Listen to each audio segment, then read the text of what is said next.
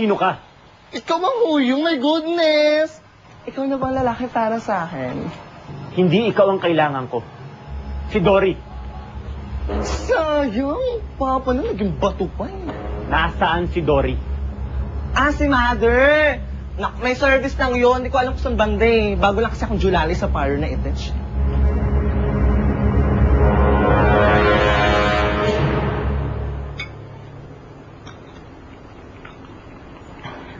Ako nagluto niyan. Galit ka pa ba sa akin? Sana huwag ka na magalit. Hayaan mo, pipilitin kong maging kalmante tong araw na to.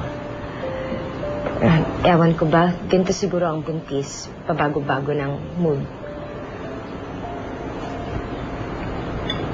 Pasensya ka na rin sa akin. Umalis lang ako para makapag-isip-isip. Pero okay na ako. Tama ka naman eh. Dapat ikaw na ang iniisip ko at ang magiging anak natin. Wala yun. Alam mo, naiintindihan naman kita, Lando. Dapat nga, maunawaan kita. Kasi, lahat naman ata tayo dumadaan sa ganitong klaseng sitwasyon. Lalo na sa pagkawala ni Pilito. Pasensya ka na. I'm sorry. Babawi ako. Babawi ako sa inyo.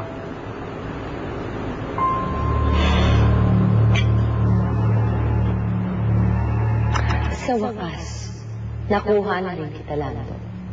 This time, hindi ko na hayaang makuha ka pa sa akin ni Lorna.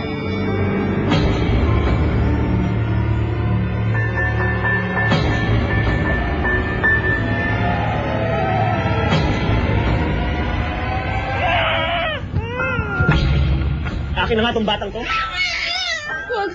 Hindi ko nga yan. Kapag pinagbigyan niya babae ito, ayaw ba lilintikan sa akin? Pangilina! Walang hiya ka talaga.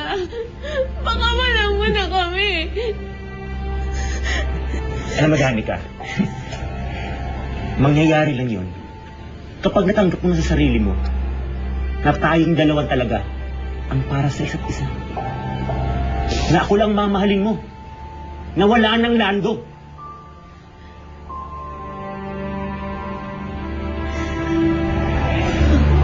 Oo, Pablo. Ikaw lang naman ang mamahalin ko eh. Wala ng Lando. Ikaw lang, ako, si Amanita. Tayong tatlo lang. Talaga? Ako lang mahal mo. Kakalimutan mo si Lando. Oo, Paolo.